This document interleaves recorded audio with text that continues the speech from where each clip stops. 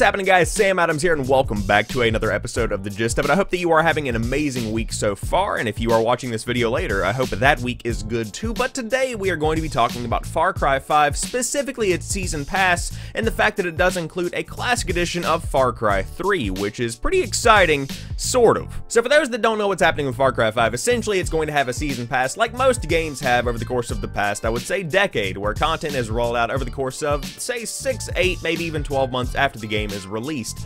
Now, personally, I would like to see content rolled out in the form of, say, Dying Light: The Following, where it was just given out for free. Of course, free is for me. If you guys have been following for a while, you know that I'm kind of cheap, but that's all beside the point. The content is going to be included in a Season Pass, but to sweeten that deal, they have gone ahead and included Far Cry 3 as a benefit, as a perk, and it's essentially the game that we all know and love that came out on the PlayStation 3, Xbox 360, and PC back in the day, and it is, in fact, my favorite Far Cry. It is just simply a beautiful, fun, engaging, amazing game. However, what kind of sucks is the fact that it's not remastered, it's not retouched up, it's not going to be changed in any way, shape, or form if reports are to be believed. Now, a small source has said that this is in fact just going to be a simple port of the game. It's just coming to the PlayStation 4 and Xbox One in the form of this complete edition, even though it just includes the base game and all of its DLC. There are no enhancements whatsoever.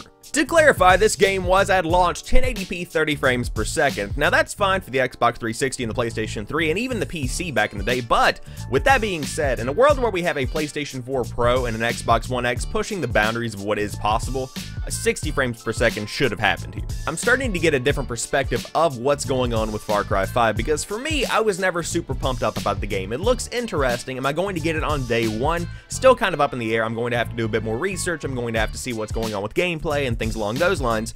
But I feel like with the implementation of the Far Cry 3 Complete Edition that the developers feel somewhat the same way. I mean, imagine sitting around a board table and you're talking about the new game that you've got coming out and you're saying, guys, this is good, but I don't know if it feels a lot like Far Cry 4, where it's just kind of there and people are going to play it and they're going to be okay with it, but it doesn't have some kind of punch. What can we bring to the table to really get people excited about this game? And then the little intern raises his hand and is like, Far Cry 3 was really good, we should throw that in we should do that. And then everybody's like, oh my god, yes, that sounds amazing. That's the kind of feeling that I'm getting with this. And we also saw the same kind of thing with Call of Duty Infinite Warfare, a different company albeit, but the same idea. It is no mystery that Infinite Warfare was not well received by any stretch of the imagination. Call of Duty thrives on its multiplayer content. The story is fantastic, you know, campaigns are always great if they are added into the game, but when it comes down to it, the longevity of a Call of Duty game comes within its multiplayer modes, and so with the multiplayer being lacking, it was a wise decision to go ahead and throw Call of Duty Modern Warfare Remastered on the back end of that, so that people would have something to talk about and something to play, even if the main game did kind of flop in the way that it did.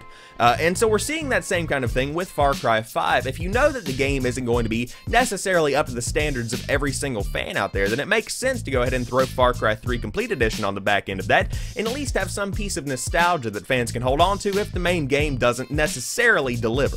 Now, before we do wrap it up, I want to make it very clear that even though I am kind of expecting the worst for Far Cry 5, I am hoping for the best. If they can emulate that same feeling that I felt when playing Far Cry 3 for the first time, this is no doubt going to be a platform-defining hit.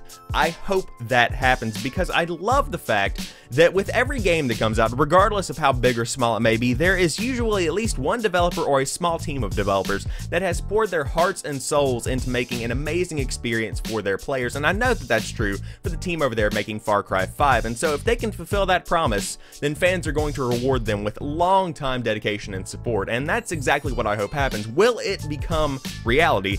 That's yet to be seen, but again, hoping for the best. So that'll wrap it up for this week's episode of The Gist of It. I hope you guys have enjoyed it. If you did and you're on YouTube, drop me a like. If you enjoyed it and you're on Twitch, click that follow button and hit that notification bell so you do know when I go live, or you can always follow me on Twitter at PrettyChillGuy to keep up to date with everything going on in my life and also the content that I make. But as for right now, I hope that you guys have an amazing rest of your week. I will talk to you on Friday with an episode on the topic of, and peace.